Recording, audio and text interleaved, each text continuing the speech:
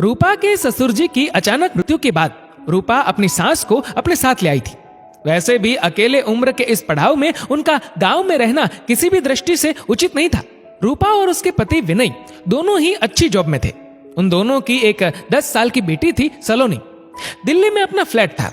साल में 1-2 बार गांव भी आते जाते रहते थे। रूपा और विनय के कई बार कहने पे भी रूपा के सास ससुर दिल्ली उनके पास रहने नहीं आए, जबकि विनय इकलौता बेटा था उनका। उन्हें अपने गांव की हबो हवा और खुले वातावरण के आगे शहर के फ्लैट में बंद होना नहीं पसंद था। 2 दिन की बीमारी में ही रूपा के ससुर जी चल बसे। कोई कुछ समझ या कर ही नहीं पाया। सारा कर्म कांड होने के बाद घर पे ताला लगा। विनय अपनी माँ राधा को लेकर दिल्ली आ गया। बेटे के घर अपनी पोती के साथ राधा जी का मन बहल जाता। समय निकल रहा था। एक दिन सबकी छुट्टी थी तो विनय ने बाहर खाना खाने का प्लान बना दिया। सब तैयार हो निकले रेस्टोरेंट के लिए। रेस्टोरेंट के बाहर बहुत से आइसक्रीम और गुब्बारे वाले भी खड़े थे। जब तक रूपा और विनय कार पार्क करके आते, सलोनी गुब्बारे के लिए मचलने लगी। दादी, एक गुब्बारा दिला दो प्लीज। मम्मा नहीं दिलाती मुझे गुब्बारे। आप दिलाओगी तो वो गुस्सा भी नहीं होंगी। प्लीज दादी, मान जाओ। राधा जी परेशान हो गई। पैसे तो थे ही नहीं उनके पास जो वो अपनी पोती की इस छोटी सी ख्वाहिश पूरी कर पाती।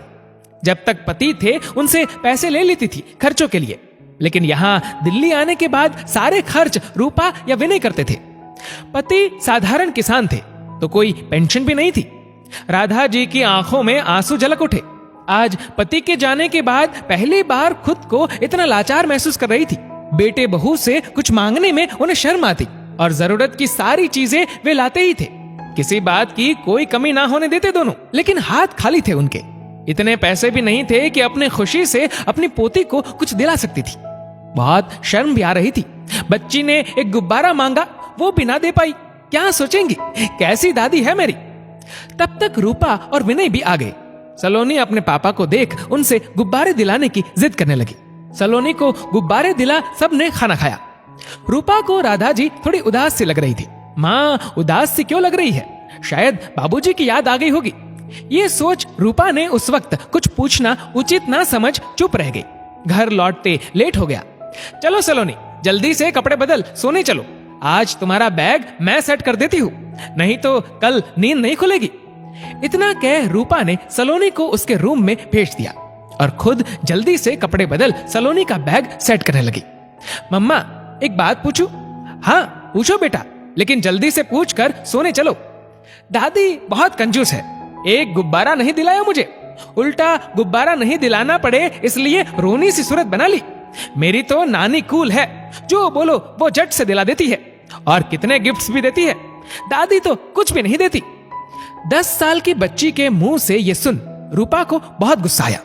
बिहेव योरसेल्फ सलोनी, वो दादी है तुम्हारी और जरूरी नहीं जो नानी करे वही दादी भी करे। तुम्हें नानी का गिफ्ट याद है, लेकिन दादी का प्यार नहीं दिखता। 2 लोगों की तुलना कभी नहीं करते। चलो सो जाओ, और आइंदा ये मैं नहीं सुनना चाहती। अपनी मम्मा को गुस्सा करते देख सलोनी ने झट से सॉरी बोला और सोने चली गई। रूपा की नींद उड़ चुकी थी। सारा माजरा अब वो समझ चुकी थी और अपनी बेवकूफी पे बहुत शर्मिंदा भी थी। अगले दिन विनय और सलोनी को स्कूल और ऑफिस भेज रूपा भी ऑफिस के लिए रेडी हो गई और जाते वक्त राधा जी के हाथों में कुछ पैसे दे बोली, ये रख लीजिए माँ, कहीं कुछ जरूरत पड़े तब काम आएंगे। लेकिन मुझे क्या जरूरत होगी बहू, सब कुछ तो है घर में। राधा जी संकुचा के बोली। फिर भी माँ, कुछ नहीं तो सलोनी को आइसक्रीम खिला दीजिएगा या फिर शाम को अपने पार्क की सहेलियों के साथ चाय पार्टी कर लीजिएगा।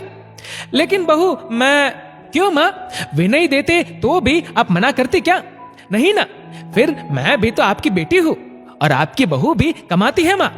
अपनी माँ को एक बेटी अपने पैसे तो दे ही सकती है। अब मना मत कीजिएगा माँ, नहीं तो मुझे बहुत दुख होगा। कांपते हाथों से राधा जी ने पैसे ले लिए और अपनी बहू को गले लगा ढेरों आशीर्वाद दे दिए। उनके दिल की बात जो उनका बेटा ना समझ सका, आज बहू ने जान ली थी। दोस्तों, इस वीडियो को लेकर आपकी क्या राय है, नीचे कमेंट करके जरूर बताएगा। और अगर आपको वीडियो अच्छा लगा हो तो इस वीडियो को लाइक करेगा, शेयर करेगा ज्यादा से ज्यादा लोगों तक। और ऐसे ही और भी इंस्पिरेशनल वीडियोस के लिए सब्सक्राइब करें हमारे यूट्यूब चैनल को और फेसबुक पर फॉलो करें हमारे पेज को। धन्यवाद।